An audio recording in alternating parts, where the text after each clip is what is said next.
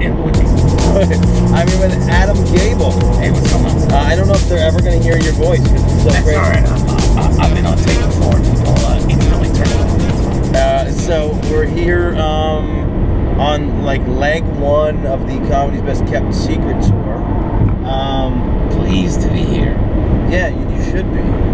Adam won Make Me Laugh Albany, and I'm partaking in probably 50 days of tour here, and Adam was only able to join me for the first 7 or so, regrettably.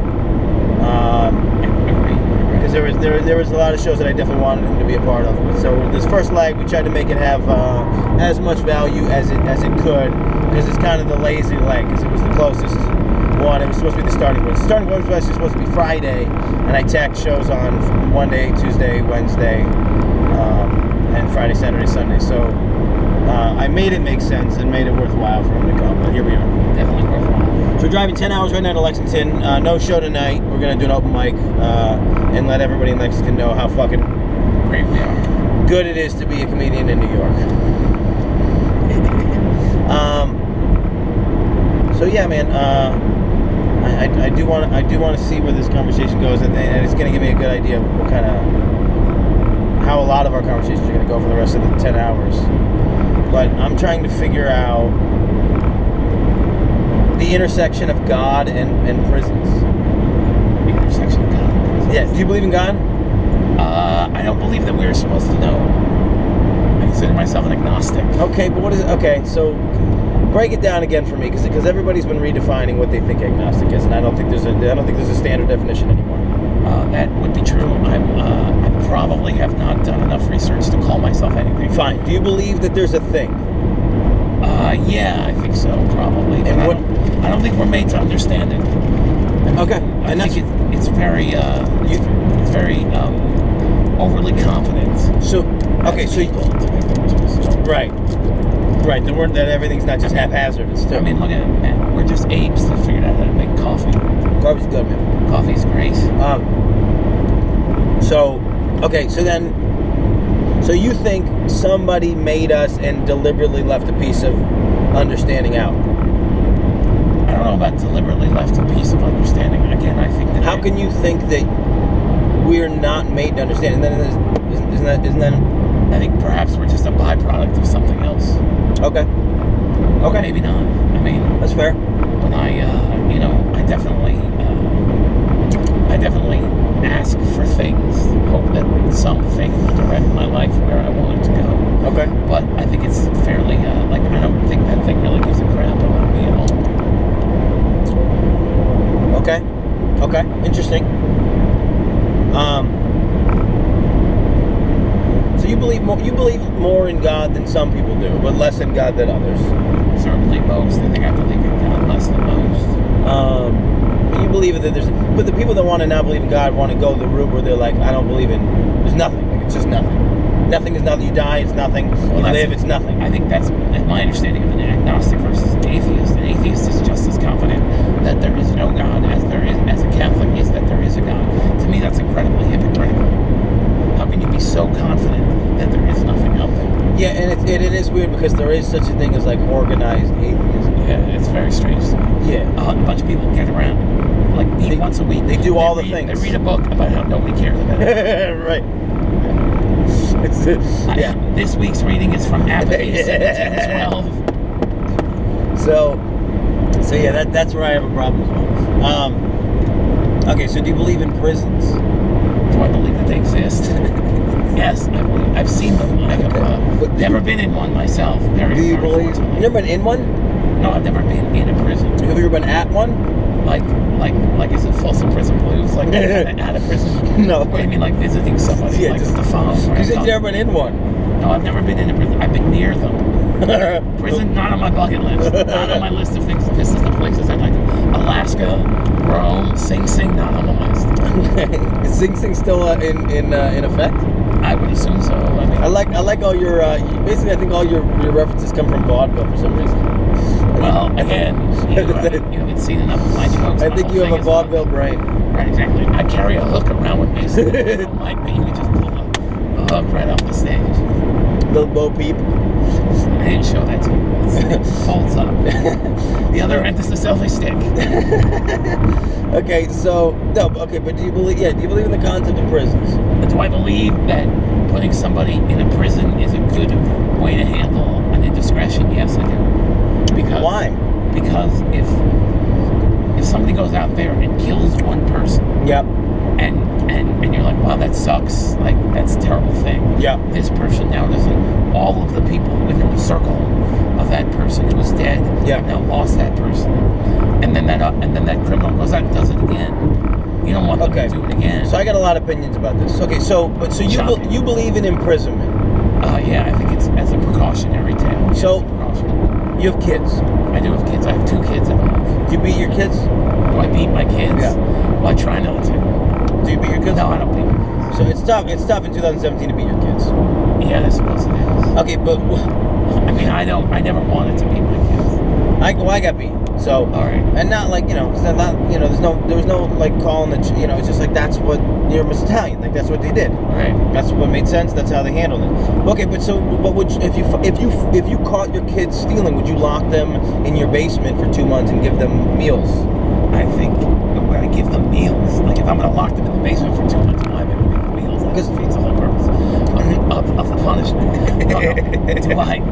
Do we punish our kids? Yes, we punish our kids. I mean, but what's the goal of the punishment? To change. In that case, it's so that you don't do that thing that pissed me off. Right. So why would imprisonment be the how does imprisonment support that? Well, if you do something and you get imprisoned for it and you have a miserable experience, maybe you don't want to go back to prison. Okay, but isn't there a natural order to the world? Isn't there not so. karma, but like isn't there a something that would here's the thing, like if I was a murderer and there were let's go back to who makes prison. I think this is the problem I have. Who makes prisons?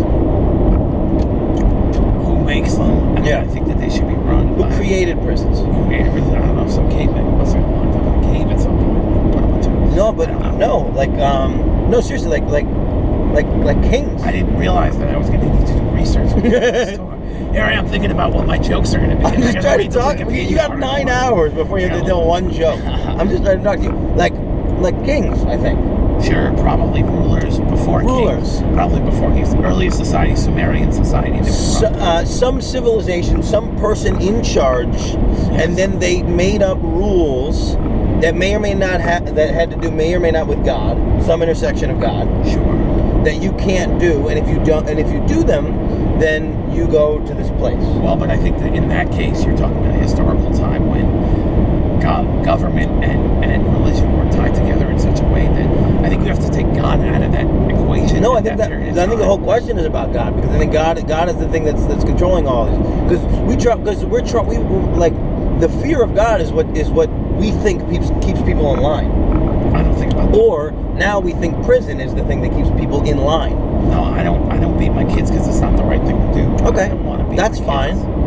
But you don't want your kids to murder because it's written on a tablet.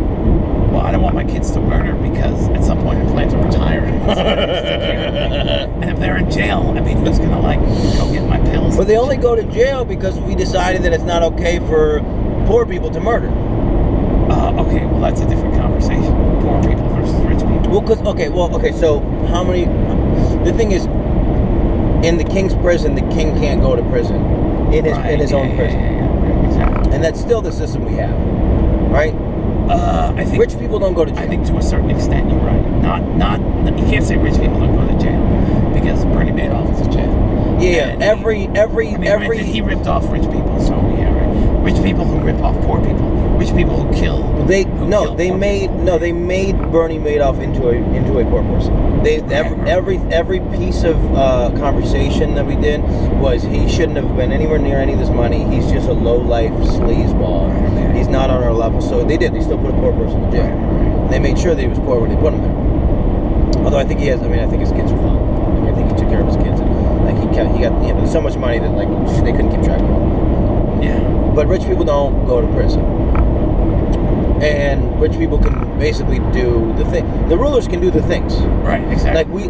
we're fine letting our presidents kill people. It's like when Nixon said, or I don't even, in Frost Nixon, when Nixon said, if the president does it, it's not illegal. And he truly believes that. Yeah. In his heart. Right, exactly. And that's the system we've set up. So my concern is, and I don't ever, I have a real hard time when we're like going through these protests, talking about how we're shocked that cops are killing people, when that's their, right. This is tough. That's their job. The society is built in such a way that these people. Historically, that's a cop's job. A cop. We think cops are here to protect us. Right. They're not. The cops are here to protect the king, the dictator. That's who employs them. That's who pays them. The government pays them. The cops are there to protect the government. And then in failure of that, the military is there to protect against everyone. So this idea of justice, it's a tough thing, because I think that there is order in just in nature. Well, I think justice and jail are not necessarily connected. That's true, and part of me doesn't want to jam the justice system into it, because it's a whole other barrel of monkeys. I mean, you're saying is it justice is like you're going to jail as a repayment for what you've done. There's also the precaution aspect of it. We don't want this person to do this thing again. But okay, so I got a lot of thoughts. So I don't think that putting somebody in jail, not going to jail, is a reason I don't do things. Okay, sure. I personally, more than like it would suck to lose that time, this and that, and the other thing, but like I picked a career where like I could go to prison, come back, and nothing would really change. I'd probably be funnier for it. Had great material. Right. I'd be like, dude, prison. You can't imagine what this is like for me. what's the deal with prisons? What is the deal with prison food? So I could come back and safely be fine, and it wouldn't affect my career at all. I mean, Tim Allen was in prison. Yes. Before his career started. Plenty of people. Charles S. Dunn Was in prison? Actor, yeah. No shit. Yeah, he was. That's where he started acting. He murdered somebody? I remember there was like some weird thing around Charles. I don't know if he was a murder for accessory. He was in jail for a long time. Yeah. So the only thing I fear in prison, literally, is physical and sexual assault. Yeah, I got like that's. And like my brain almost works like, dude, like every time I've been like in a conflict where I could make a bad decision, I'm like, look, maybe I could win this fight right here, but I'm not going to win the next 20 in prison, so I don't do it. So I almost don't commit crimes because I don't want to be sexually assaulted. So there you go. Now you're unfortunately, I think you're contradicting yourself. No, because that's the thing we said. But I think that there's order. I think that there's order in nature, because here's the thing: even in civilization, a little bit out of civilization, if there was no prisons, I think there are still consequences to people's actions. If you're somebody even in pure chaos that murders people or murders one person, I think we're all capable of murdering one person. Sure, I would agree. So if you murder one person and it was justified, then maybe the person that justifiably murdered somebody, and then it got all twisted up in the courts. Right. Maybe they don't deserve to be in prison either. But I think if you're somebody who murders people, every time you murder one person, you're putting yourself at risk to be murdered.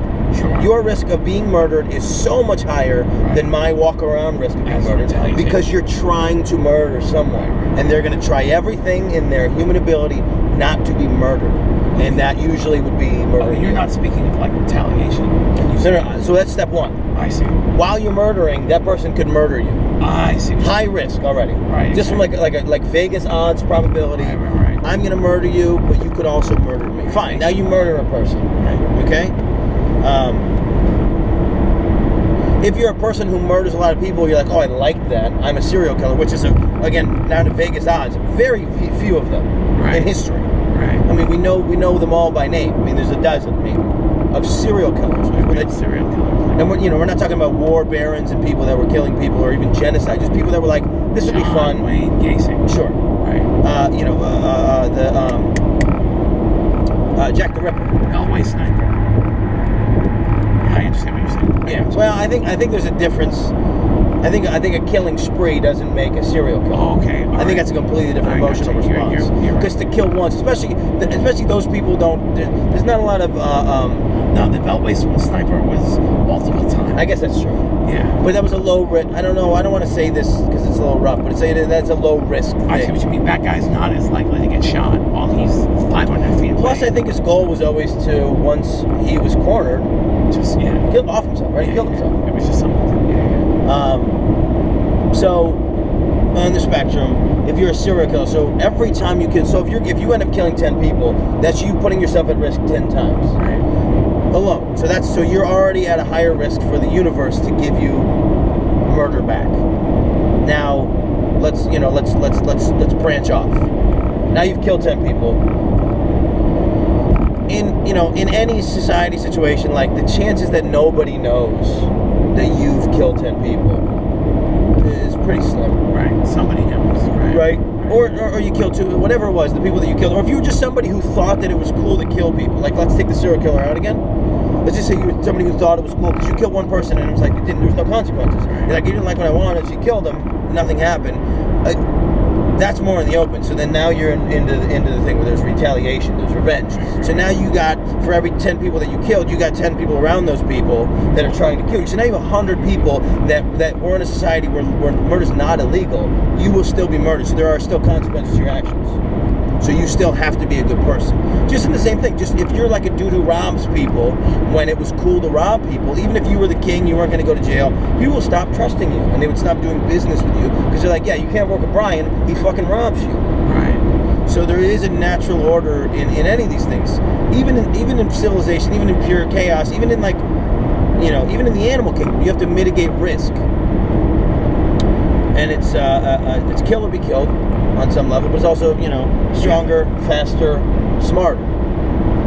That you have to be to survive in all situations. And those consequences play out through morality and through, like, nature's morality. Yeah, but the problem with that is that and taking the robbing thing out of it, just going back to the kid, I mean, you've got all I think robbing is a natural thing. Sure. If you're like a scavenger animal and you try to steal a meal from a bear's lips, right, you will be killed by the bear. Sure. So I think theft is a thing in nature. Well, take something you put no work into. Yeah, of course. That's right. Like me riding to Lexington. No, I'm gonna make you put a fuck ton of work in when we get there. Well, at this part of it is I mean, going back to the murder thing, I think with murder, it's like dominoes, This one knocks over that one. Then you've got suddenly, one guy kills 10 people. Then you've got those 10 people are all trying to kill other people. You've just got murder going all over the place. And at a certain point, there are people who are not, they're innocent bystanders who have nothing to do with this whole murder spree. They get murdered? Or get murdered, yeah. Okay. I mean, look at gang warfare. I mean, that's fair. No, I mean, you could say gang warfare and let them all kill each other. Oh, it happens. Yeah, that happens in the mafia. Sure. Yeah, that happens. But then some little girl gets shot in the head. Right. Then all of a sudden it's a problem. Right. I respect that. That's a solid point.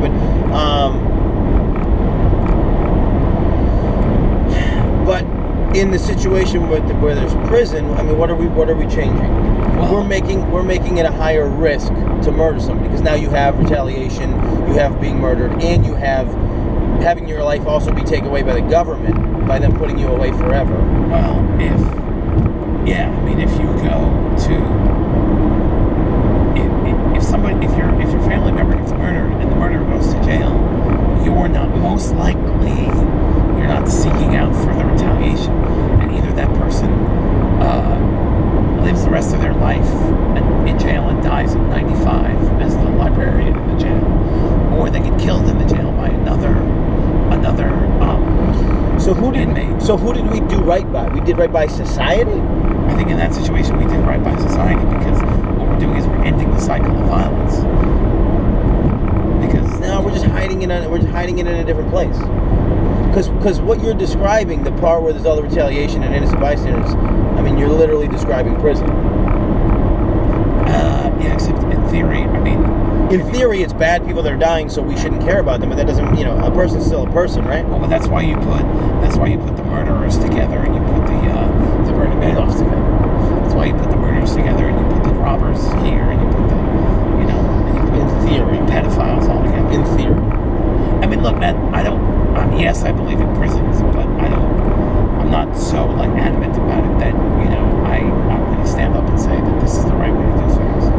Yeah, I don't know, and I don't even know where it came from for me, but it was something that was in my head, and I needed to launch into it. But I you know, and I was starting to get worried because I feel maybe that I feel more comfortable with pure anarchy and letting morality find its way there than the motives of prisons. You feel more comfortable with pure anarchy? Yeah, I might. I might. Does that mean that I can just blow the light whenever I want? You can just do what? I can just blow the light whenever I want. I guess, but I think the problem is civilization in general. Okay. As soon as we branch off into civilization as humans, the problem is being human. As soon as you branch off into civilization, right? Because like I'm talking about, like we can't undo society. So it's like my model only works if we're back living in caves. Yeah, or huts or whatever. It's like, but I think civilization is the problem because greed is a problem. So what happens is one person decides that they are more, and every civilization, one person decides that they are more valuable than another person. Every civilization had slaves. Every civilization, was imprisoning or killing the people that they didn't like or agree with or whatever, and they're abusing things to make one person, globally one person, even if it was like 100, one person live a better life and consume more of the things. I get all of the food, you can have some of the food sometimes. I think a lot of that has to do with leadership. I mean, again, going back to... But I think it's human nature to have a leader think that they're the most important thing. Well, I think, again, that goes back to... So here you've got a bunch of people living in, like, grass huts, right? Yep. And they see... the sun comes up every day. Yep. And the moon comes out. Yep. And then that's religion. My job is to fish. I don't understand all of that. So I go to somebody who claims to understand all that. That person, there's 10 in the town. There's 10 fishermen. There's one priest who understands all that. Yes, the priest is more important. And then that's how religion takes over leadership, and then it starts to split, and here you go. Well, but that's not. But yeah, that's okay. So yeah, so it's religion. It's God. Yeah. And then those become the dictating morals of society. Right. Because that person is perceived to be more important. No, but it's this understanding. Well, they have a fake understanding. But now you're almost talking about like Native American people who they believed in the sun, they believed in the moon, they believed in those things, and it comes from the same place that for us to understand the world as humans, for some reason, maybe every animal feels this way, but we need to there needs to be some other value and some other purpose, and there needs to be some consequence to our actions. Being a bad person needs to matter somewhere other than here, but I think it matters here the most. And I think, right, like people believe that like if you were shitty, then the sun wouldn't come up the next day. Like that was a belief in some places. So you had to be good, and and they would do crazy things. They would sacrifice people, right, to make sure that the sun came out. To make sure that the sun came out, to make sure that things were happy. And so that's the line of morality has been shaky the whole time. And whether or not nature creates laws, but I believe in natural selection and everything that Darwin figured out, I guess. Well, there are people who are firmly religious and still believe in evolution. They believe that this thing was started and we're being pushed in certain directions. But evolution or not, having nothing to do with religion, I'm saying like from a morality standpoint, I think Darwin, I think natural selection creates a morality, again, because of consequence to action. And I think that I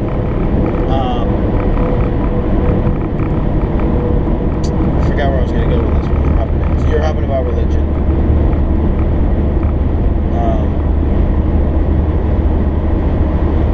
Say something else. That billboard says Arsenio Hall. Maybe I'll catch my Sean thought. Wayans, Unforgettable Fires. Advertiser for shows like iced tea and cocoa. Hot shot. What does cocoa do? She fucks iced tea. Right. So it's That's what we live in. Right. So that's my question. So like in a world where you can be famous for fucking another person, right, exactly. Why shouldn't we just be killing people? I guess that's my real question. I don't know. I mean, why in a world where you can be famous for fucking, why shouldn't you be killing? I don't know. I mean, I wouldn't feel comfortable killing somebody. Would you feel comfortable killing somebody? I have a hard time thinking that I wouldn't be able to kill somebody. I think we're all capable of murder. Here's what happened, and this was a turning point for me. Dude I knew used to run track against him. He ends up, it's big monster of a dude, was an incredible runner. Just had like a bodybuilder's body from like 15. Because I knew him at 14 and 15 when I was running track. And he was an intimidating looking dude and just a powerful creature. Globally. I don't say globally. But that's not the right word, but you know what I mean? I mean, I took it to mean like everything about him. Like, I should think it meant like all over the world, I think. Yeah, I think he is a standard of human power. Right, I got you. He figured it out, whatever it was. Every muscle was toned and working at things are firing in the right. He's a fucking athlete. Ends up at Syracuse University, ends up a cheerleader. Still, so I see him again, 4 years after I saw him on the track, and he's everything he was plus adding masculinity to that. Nice enough guy, seems like. Goes over to his baby mama's house, has a conversation with her. Something happens in the conversation. He beats her to death, puts her in a suitcase, tries to put her with like the Tuesday trash to get her thrown out, ends up getting convicted of manslaughter. The only thing going through my head when all this was going on was what did she say to him?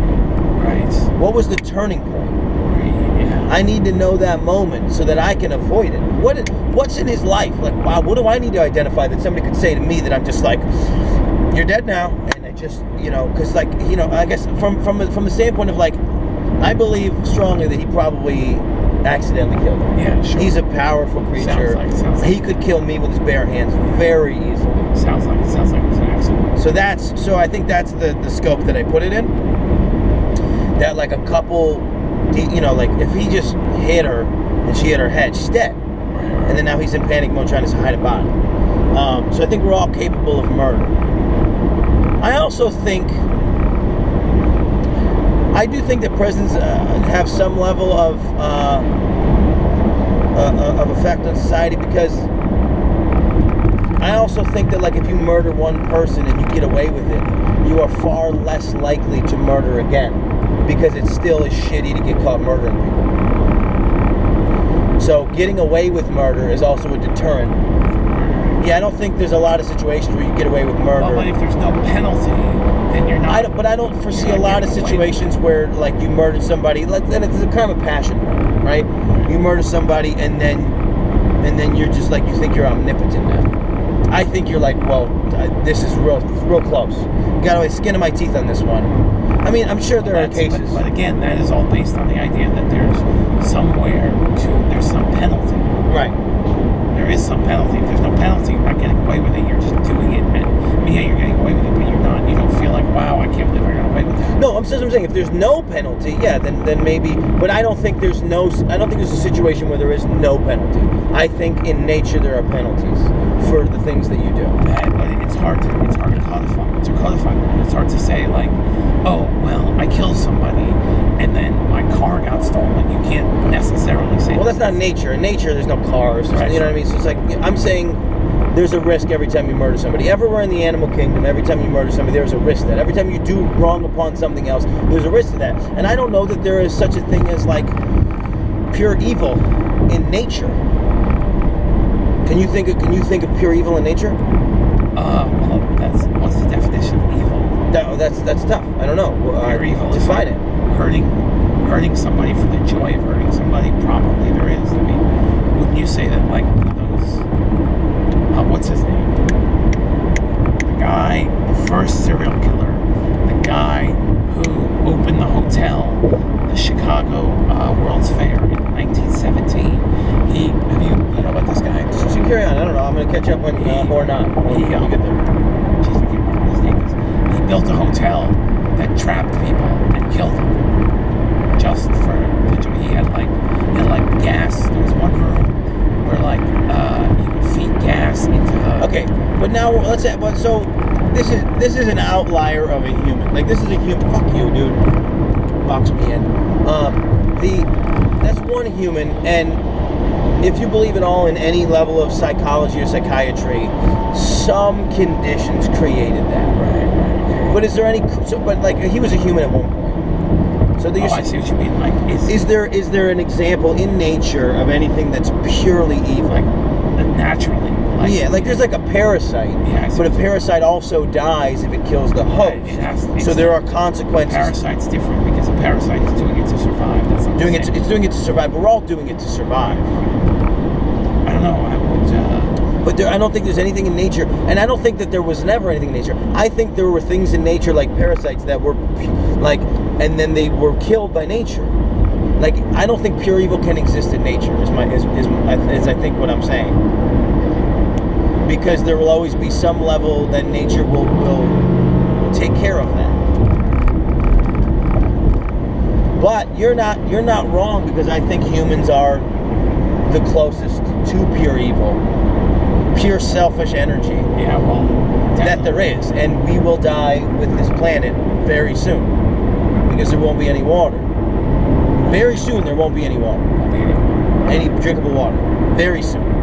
Well, but I mean, as humans, we'll be able to create some sort of alternate. Will we? I would think so. How, like, it's like, at what point are, like how close to, like, you know what I mean? Like every movie, like how close are we going to be to the bomb going off when we figure it out? I don't think we figure it out. All right. And then this goes back into another conversation I had, and where this launched into a whole other place. I don't think we figured it out, because if we figured it out, then by extension, society will go on, and we'll figure out the greater depths of the universe and time travel and all these other things, right? Or will we? It's like, look, we either rise above whatever level we have. There's not going to be enough resources on this planet, so we have to leave this planet if we survive. Sure, so if we make it to leave this planet, wouldn't there be some sign now? Wouldn't somebody come back? Wouldn't somebody do something? Wouldn't we have some notification? Not necessarily. I mean, again, people could be very good at disguising it, or what's to say that the time travelers don't have a way to affect people's memories or anything like that? Well, or why would you want to affect their memories unless all of the pieces that are happening now need to happen? And we know that historically. But I also don't think that we're that smart. So, like, that's giving humans a lot of credit. Like, the idea that, like, we think we're going to do any of this is crazy. Like, what's going to happen is exactly what we think is going to happen that we want to deny. Is we're going to run out of water, and we're all going to die miserably. Well, I'm going to die miserably whether or not I have water or not. I do believe that.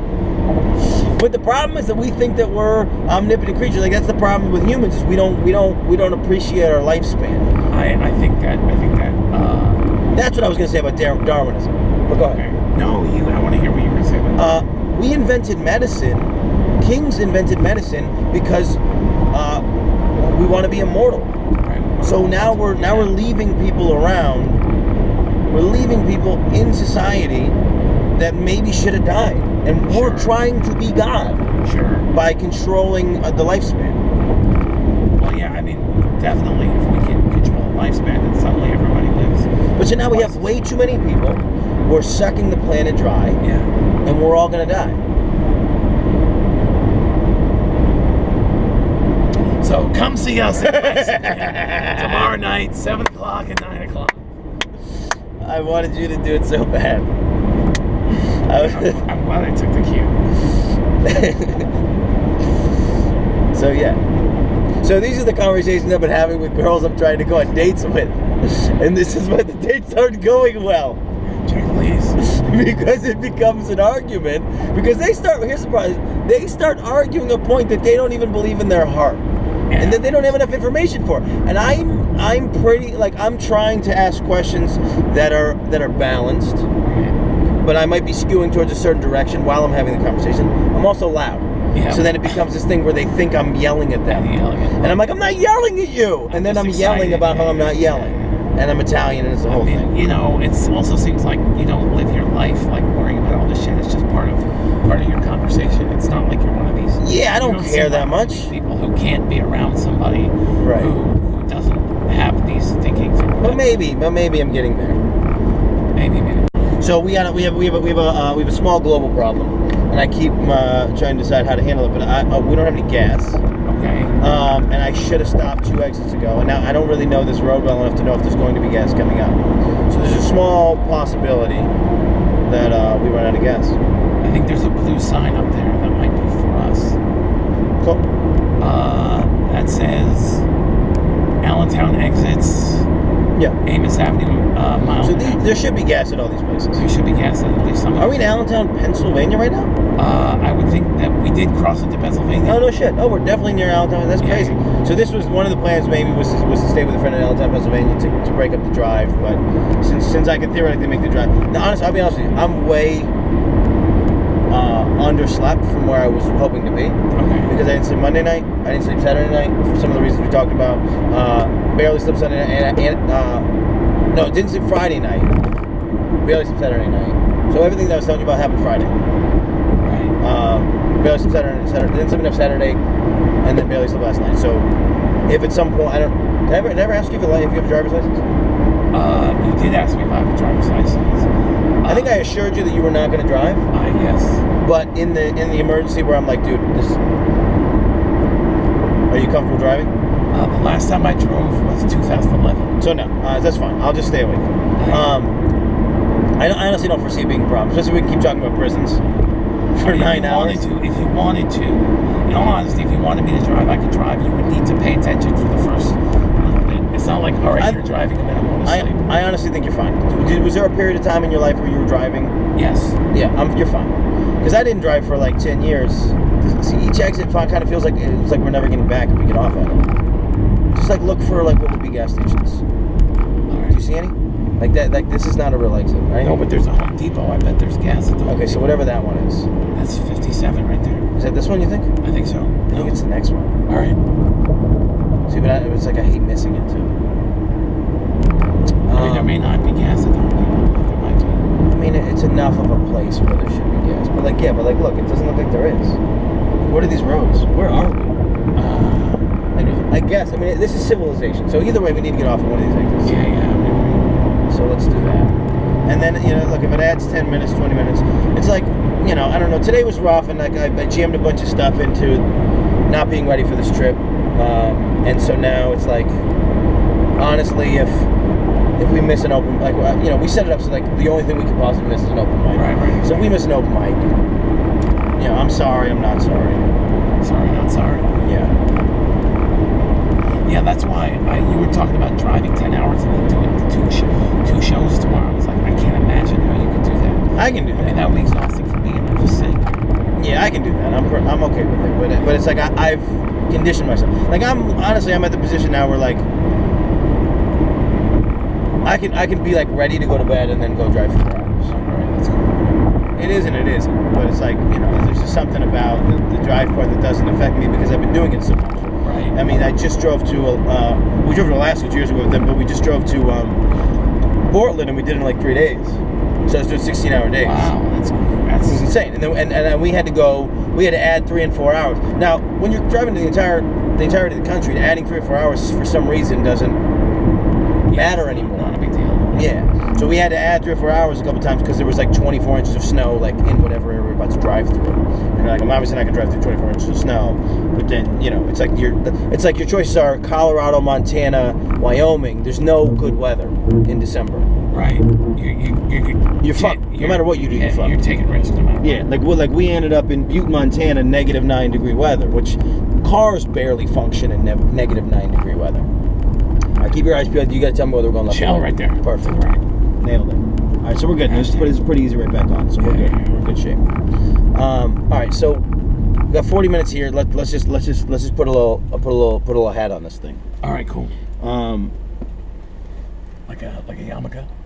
This is a good discussion because I think you're the only person that I've spoken to about this that maintained that prisons are good. How many parents have you spoken to about it? Not many. Yeah. Not many, but that's what. But I was asking more aggressive questions. I was asking questions like, "Would you hit your kids?" No, what I mean about that is that there is a because there's an aspect of parenting that's like you think about what would happen to one of my kids, what Right. would I want. Well, and that was one of my. That was. I thought you were going to poke me. That is a powerful finger. You are Italian after all. So I was like, because I think the follow up to would you imprison your kids for 2 months? I mean, it's a kind of comical question because obviously you would not, but by conceding to prisons in society, you're saying that it's cool for someone else to do that. Again, are we talking about, is my child going to prison? That's a different story. Right. If your child's going to prison, by being in society, you're conceding that that's okay. By conceding to prisons, you're saying that that's okay because my child fucked up just like your child could have fucked up. I can't be a hypocrite now. I can't say it's cool for your child to go to prison, but it's not cool for my child to go to prison. Yeah. Yeah. I mean, again, that's a slightly different conversation, I think. Is it? I think so. Because then it becomes, what am I more interested in, protecting society or my child? It's a different conversation. Right. Okay, so we'll pause this and then we'll actually pick up right there because I have a whole other thought about it.